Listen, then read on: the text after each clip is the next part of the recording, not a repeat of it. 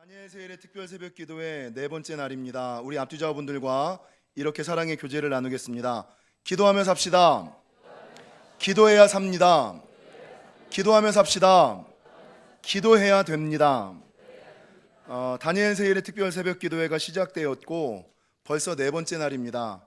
첫날에는 258명, 두 번째 날에는 265명, 세 번째 날에는 몇 명 왔을까요? 줄었을까요? 늘었을까요? 269명. 오늘 그리고 문제는 이제 월요일이 문제예요. 월요일 날 되면 주일 하루 새벽 안 했다는 그것으로 이제 아침에 못 일어나면서 드는 생각이 아유, 한 번 정도 빠져도 패자부활전 있으니까. 그러니까 한 번 빠지다가 두 번 빠지고요.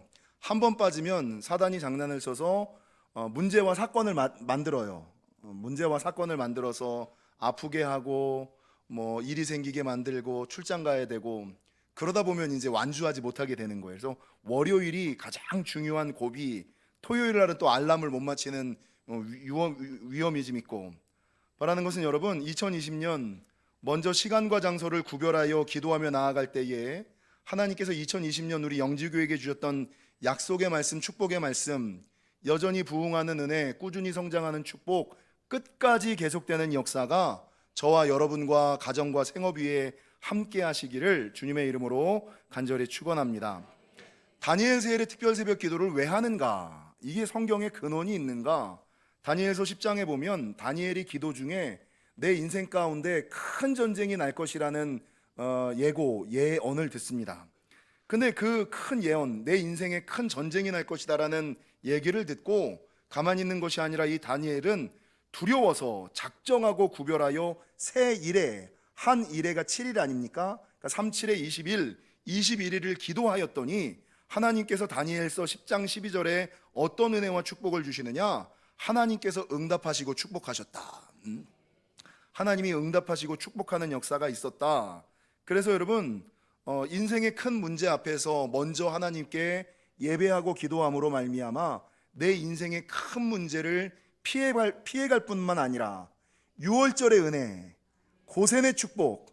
6월절이 뭡니까? 어린 양의 보혈을 내 집안에 뿌렸더니 사망이 재앙이 넘어가고, 고센이 뭐예요? 내가 애굽으로 내려가서 쫓겨났는데 애굽에서 하나님께서 피할 땅, 아름다운 땅을 주시잖아요. 고센 땅을 예비하셔서 그 힘들고 어려운 시대에 살게 하셨던 것. 그래서 여러분 이 위기의 시대에 하나님이 우리에게 6월절의 은혜와 고센의 축복을 주시기 위하여, 그것을 누리기 위하여 먼저 하나님께 구별하고 작정하고 예배하는 것. 벌써 영지교회의 10년째 계속되고 있는 프로그램인데 이 다니엘 세일의 특별 새벽 기도회로 구별하시고, 여러분 이게 이제 단순하게 성경의 근원만이 있는 것이 아니라 세상에서도 그 이유가 있어요. 21일의 법칙이라고 아십니까? 21일의 법칙. 21일간 어떤 행동을 계속하면 그것이 습관이 된다. 존 그라이더 교수와 심리학자 밴들러가 얘기한 NLP 이론, 이게 21일의 법칙입니다.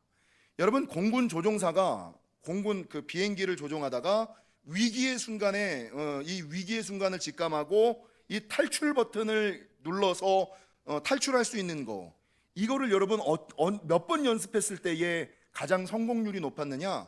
21번 연습했을 때에 위기의 순간에 당황하지 않고 탈출 버튼을 눌러서 죽음에서 피할 수 있었다. 이게 21번 연습하는 거예요. 그래서 21일의 법칙. 정철이라는 사람이 21일 공부 모드라는 책을 썼는데 이 정철이의 21일 공부 모드에서도 21일은 어떤 생각이 되뇌피질에서 내관까지 내려가 습관을 교정하는 데 걸리는 최소한의 시간이다. 그러니까 내가 무언가 나쁜 운명을, 나쁜 인생을 바꾸려면 몇 번을 노력해야 된다고요? 여러분 내 인생에 매여져 있는 그 더러운 저주들을 끊으려면 최소한 몇 번을 노력을 해야 된다고요? 21번은 해야 이것들이 끊어지고 내 삶 가운데 습관으로 자리 잡는다. 왜 이 말씀을 드리느냐? 이게 첫날 해야 되는 말씀인데 옆 사람이랑 인사하겠습니다. 아직 늦지 않았습니다. 다니엘 세일의 특별 새벽 기도의 패자부활전이 몇 번까지죠? 네, 2번까지인데 요번엔 3번까지. 그러니까 오늘 말씀을 들으신 분들은 오늘부터 완주해도 되는 거예요. 오늘부터 완주해도. 그래서 제가 큰 인심 썼습니다. 하나님께서 부으실 때가 있거든요. 하나님께서 부으실 때가 있고 하나님께서 여실 때가 있고 하나님이 축복하실 때가 있어요. 여러분, 우리 다니엘 세일의 특별 새벽 기도회에 우리 교회 교인이, 제가 오늘 집사 직분 이상 재직 임명하는데 숫자를 살피니까 418명, 418명이에요. 그런데 269명이 새벽 제단을 21일간 1년의 첫날부터 쌓는다는 것은 여러분 기적입니다. 회를 거듭할수록 그 숫자가 줄어들지 않고 완주하는 사람들의 숫자가 늘어나는 것, 이거 하나님께서 허락하시는 거예요. 기쁨의 소식을 미리 좀 알릴까요? 지난 2019년 결산을 하고 2018년 결산을 하고 2020년 예산을 책정을 했는데 저희가 2019년 예산을 좀 과하게 잡았어요. 됐을까요? 안 됐을까요? 하나님께서 이 위기의 시대에도 영지교회를 기억하시고 영지교회를 축복하시니까 5천만 원을 더 잡았거든요. 아니죠. 예산에서 5천만 원을 더 잡고 결산에서는 그것보다 더 많이 잡았거든요. 근데 하나님께서 허락하시니까, 하나님께서 부으시니까 되더라는 겁니다. 그래서 이 위기의 시대에 하나님, 이 영지교회에 내가 있음으로 말미암아 6월절의 은혜와 고센의 축복을 허락하여 주셔서 세상의 환난, 풍파, 걱정, 근심, 염려는 넘어가고 하나님, 이 위기의 시대에도 여전히 되는 은혜가, 꾸준히 되는 역사가, 끝까지 되는 축복을 하나님 허락하여 주옵소서. 그 은혜와 축복에 동참하시는 저와 여러분이 되시기를 주님의 이름으로 간절히 축원합니다. 어제 이제 다니엘 세일의 특별 새벽 기도회에서는 사람들이 인생에 문제가 있을 때 기도로 승부해야 되는데, 무릎으로 승부해야지 되는데 기도를 하지 않는 이유에 대해서 이야기를 했어요. 왜 사람들이 기도해야만 살 수 있다는 것을 알면서도 불구하고 왜 기도하지 않을까? 여러 가지 이유, 게으름도 있고 이런저런 이유도 있겠습니다만, 이 김은호 목사님은 두 가지를 얘기했는데, 첫 번째는 기도의 재미를 알지 못하기 때문이다. 여러분, 기도의 재미를 왜 알지 못해요? 기도에서 응답받아 본 경험이 없는 거예요. 기도에서 부으시는 하나님의 축복을 경험해 본 적이 없는 거예요. 근데 기도에서 응답받은 경험이 있는 사람, 기도에서 하나님이 축복하시는 경험을 한 사람들은, 이야, 기도하면 되더라. 그러니까 여러분, 기도의 경험이 있는 사람들이 새벽 제단에 나오는 거예요. 나온 사람이 계속 나오는 이유가 뭔지 아세요? 이 경험이 있으니까. 여러분, 기도의 재미를 지금 경험하시기를. 근데 사람들이 기도하지 않는 이유는 그 기도의 재미를, 응답과 축복을 경험하지 못했기 때문이다. 두 번째가 뭐냐면, 왜 기도해야 하는지 기도의 이유와 목적을 알지 못하기 때문이다. 기도의 능력을 알지 못하기 때문이다 라고 얘기했어요. 근데 오늘 이 사과에서는 세 번째를 이야기하는데, 그것은 무엇이냐? 하나님과 관계가 어색하기 때문이다. 하나님과의 어그러진 관계 때문에 그 사람이 기도하지 않는 것이다 라고 말하고 있다는 거죠. 여러분, 사람과 사람 사이의 관계도 가깝고 친하면, 가까운 사이, 친한 사이는 편하게 이야기하고 농담도 하거든요. 어제 제가 밤늦게 그 돌예배를 갔다가 앉아있는 집사님한테 제가 편하게 이렇게 막 얘기를 해요. 그럼 우리 안사람이, 제가 어느 교회 집사님, 장로님, 권사님들한테 막 좀 심하게 장난하고 농담할 때가 있어요. 그럼 우리 안사람은 맨날 옆에 있다 뭐라 그러냐면, 여보, 오해하셔 이렇게 얘기를 하거든요. 제가 왜 그렇게 편하게 얘기하는지 아세요? 편하니까. 우리 사이는 그렇게 농담을 해도 오해를 안 해.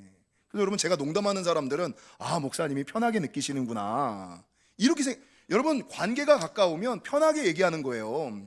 좀 과하게 얘기해도 오해하지 않아요. 관계가 깊으니까. 그런데 여러분, 관계가 깊지 않은 사람들은 어때요? 집사님, 제가 우리 딸한테 가끔 그럴 때가 있어요. 우리 딸이, 왜 아빠는 집에 와서는 목사같이 안 하냐요? 왜 아빠는 집에 와서 목사같이 안 하냐요? 그래서 제가 뭐라 그러면, 그럼 지원아, 내가 목사같이 할까? 그럼 아빠 목사같이 하래요. 그럼 제가 뭐라는지 아세요? 지원자매, 밥 먹어야지요. 그러면 이제 몇 마디 하고 나면 목사같이 하지 말래요. 관계가 가까우면요, 편하게 이야기합니다. 근데 관계가 좀 멀거나 어려우면, 뭔가 꼬인 게 있으면 정중하게 이야기해요. 집사님, 권사님, 무슨 장로님, 아주 그냥 예의 갖춰서 회의하듯이. 여러분, 하나님과의 관계도 어떠냐? 하나님과의 관계가 가깝고 친하면 이 기도라는 것도 편하게 해요.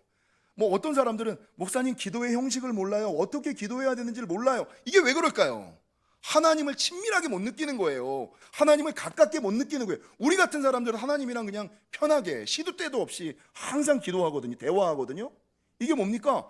하나님과 나 사이의 형식과 이런 것들을 구애받지 않는 거예요. 편한 사이일수록 쉽게 이야기하고 편하게 이야기하는. 그런데 여러분, 하나님께서 죄로 말미암아 인간과 하나님 사이에 어그러진 관계를 회복하는, 사람과 사람이 친해지려면 제일 많이 뭐를 해야 돼요? 대화해봐야 되잖아요. 얘기해보면 그 사람이 어떤 사람인지, 얘기하다 보면 오해도 풀리고, 얘기하다 보면 친해지잖아요. 그래서 하나님과 인간의 죄로 말미암아 어그러진 관계를 회복시키시는 하나님의 방법과 수단이 뭐냐? 기도예요, 기도. 그러니까 기도를 편하게 하고 자주 하는 사람들은 하나님과 관계가 좋은 거고, 여러분, 기도를 잘하지 못하는 사람들은 하나님과의 관계가 되게 어그러진 사람이라는 거죠. 여러분, 이렇게 하나님과 인간 사이에 어그러진 관계를 바로잡는 중재자 역할을 누가 하시는 거예요? 예수님이 이 땅에 오신 이유가 그 이유예요. 예수님이 하나님 나라를 승천하고 나서 다음에 보내신 이유가 뭐예요? 보혜사 성령님이시거든요. 보혜사 성령님이 하시는 일이 뭐예요? 우리가 간구할 바를 알지 못할 때 우리를 위하여 간구하고, 중재자 역할을 예수님과 성령님께서 하심으로 말미암아 하나님과의 나와의 어그러진 관계를 주선하는 주선자 중재자의 역할을 예수님과 성령님, 기도를 통하여 한다라는 것이죠. 제가 대학 다니고 대학원 다닐 때 데이트를 주선을 많이 했거든요. 좋은 사람들이 많으니까 주선을 해요. 그러면 맨 처음엔 어떻게 하냐면, 두 사람의 제가 약속을 잡아주면 뭐라 그러냐면, 야, 너도 좀 나와. 그러니까 이게 낯설대는 거죠. 처음 여자를 만나면 어색하니까 너도 좀 나와. 그리고 나서 한 번 소개시켜주면 그걸로 땡이지. 그 다음에도 전화를 하는 거예요. 야, 너도 좀 또 나와. 그러고 나서 조금 친해지면 어떻게 되는지 아세요? 지네들끼리 홀랑 그냥 좋은 데 놀러 다니고.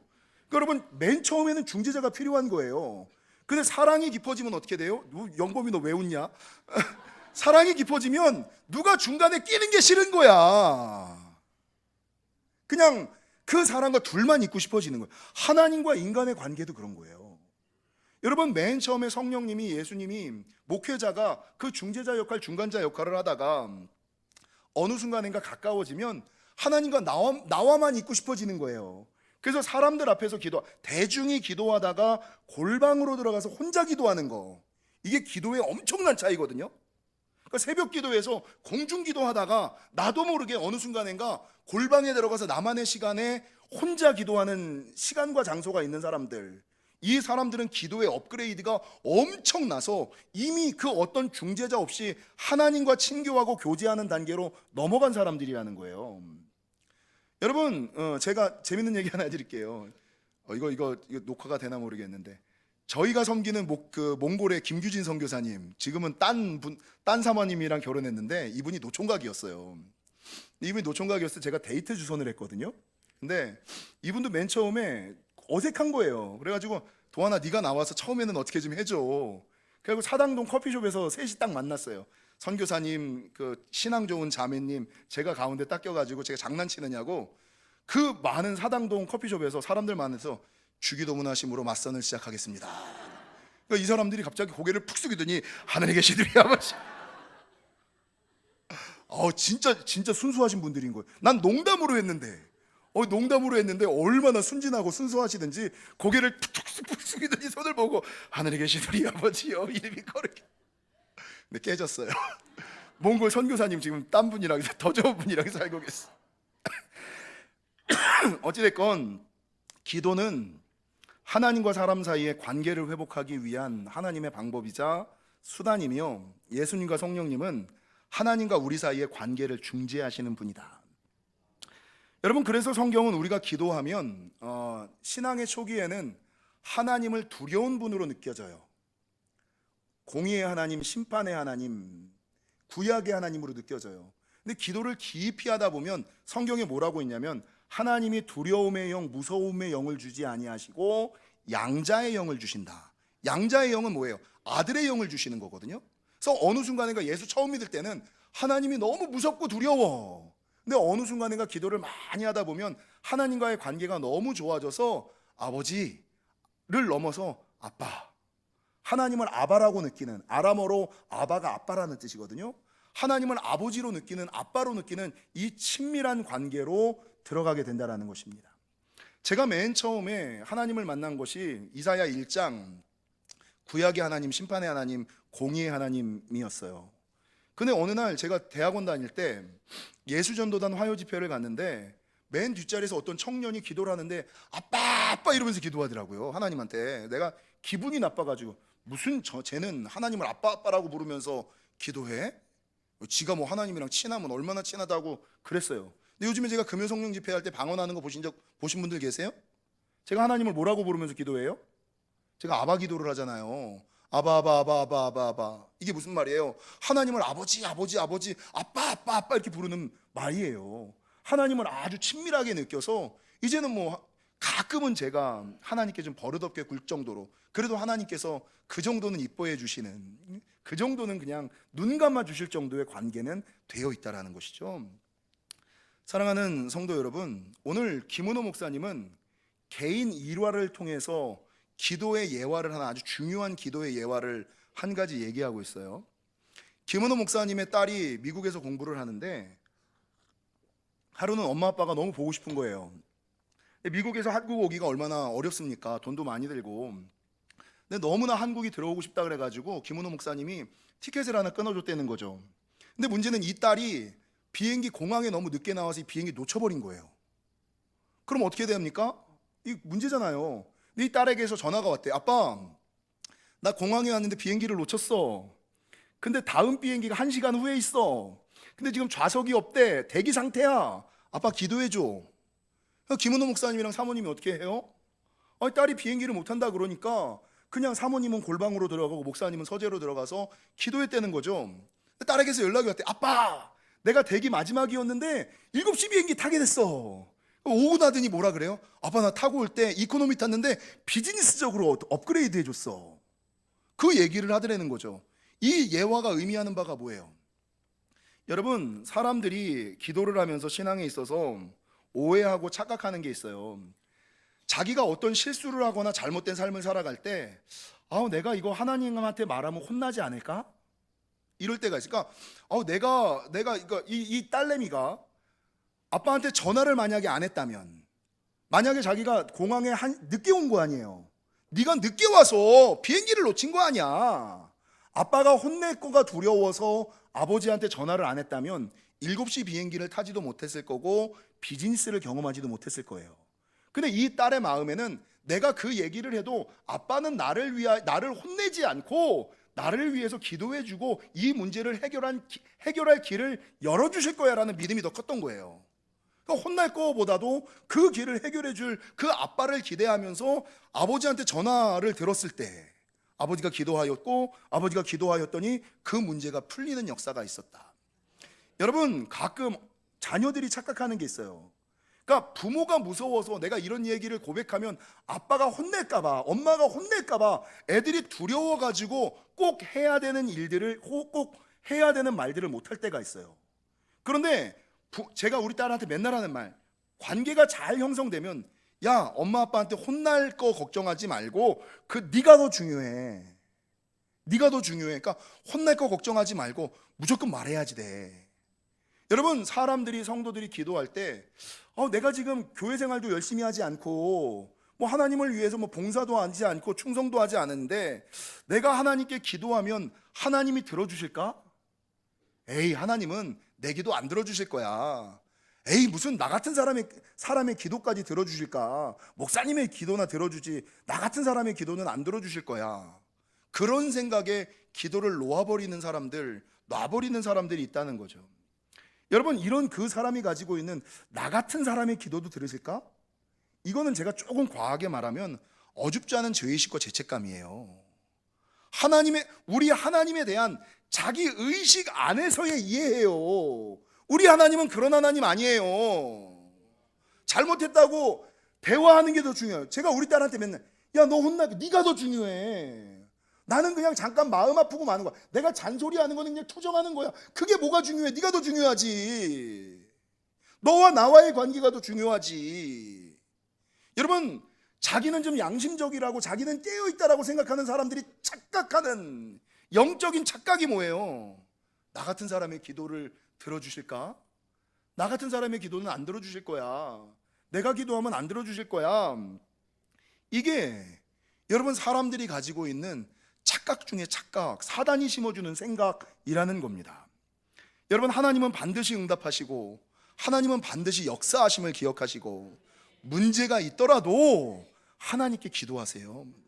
문제가 있더라도 하나님께 고백하실 때 하나님께서 들으시고 역사하는 일들이 있으심을 기억하시는. 그래서 여러분, 저희가 맨날 죄의 고백을 하면서 뭐라고 고백하냐면, 요한일서 1장 9절, 만일 우리가 우리의 죄를 자백하면 그는 미쁘시고 의로우사 우리 죄를 사하시며 우리를 모든 불의에서 깨끗게 하실 것이라. 여러분, 오늘 본문 이사야 55장의 말씀 7절과 8절의 말씀도 보세요. 악인은 그의 길을, 불의한 자는 그의 생각을 버리고 여호와께로 돌아오라. 그리하면 그가 긍휼히 여기시리라. 우리 하나님께로 돌아오라. 그가 너그럽게 용서하시리라. 이는 내 생각이 너희의 생각과 다르며 내 길은 너희의 길과 다름이니라. 우리가 죄 짓고 하나님께 돌아가면 혼날 거라는 생각을 지금 버리세요. 신약 성경에서 탕자와 아버지의 비유를 성경이 기록해 놓은 이유가 뭐예요? 탕자가 아버지의 유산 다 가지고 세상에 나가서 허랑방탕하게 돼지 쥐염 열매 먹고 살았잖아요. 그 혼날까 생각해서 갈까 말까 고민하다가 아버지에게로 돌아올 때 아버지가 어떻게 기다리고 있었어요? 동구밭에서 버선발로 기다리고 있다가 아들이 오는 얘기를 듣고 막 달려나가서 앉지 않습니까? 그를 씻기고 그에게 비단 옷을 입히고 그의 손가락에 금가락지를 끼우고 잔치를 베풀지 않습니까? 너 왜 나를 떠났어? 너 왜 세상에서 그렇게 있어? 묻는 장면이 없잖아요. 그래서 여러분, 사람들이 생각하는 이 잘못된 죄의식과 죄책감, 하나님에 대한 부정적이고 자기 한계적인 인식, 이 모든 것들은 사람들이 세상이 사단이 만들어 놓은 것.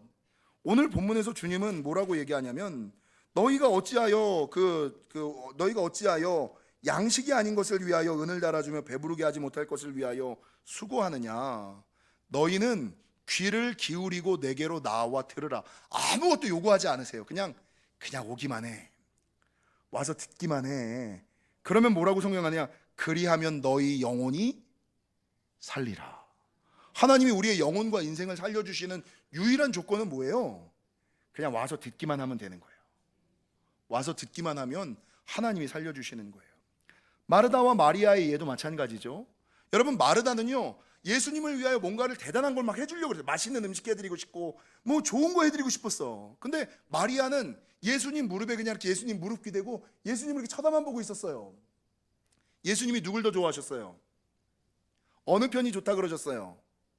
하나님을 위해서 좋은 일하고 많은 일하고 대단한 일 하는 게 더 중요해요? 예배하는 게 중요해요? 예배하는 게 훨씬 중요하죠. 여러분, 아무것도 안 하셔도 돼요. 이거 이렇게 말하면 되나?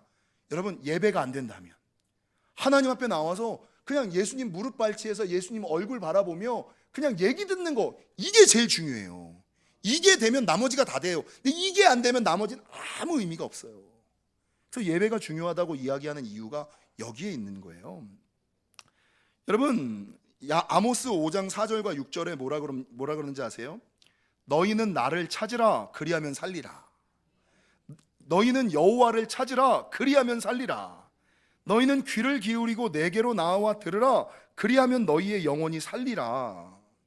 여러분, 사는 길을 선택하시기를.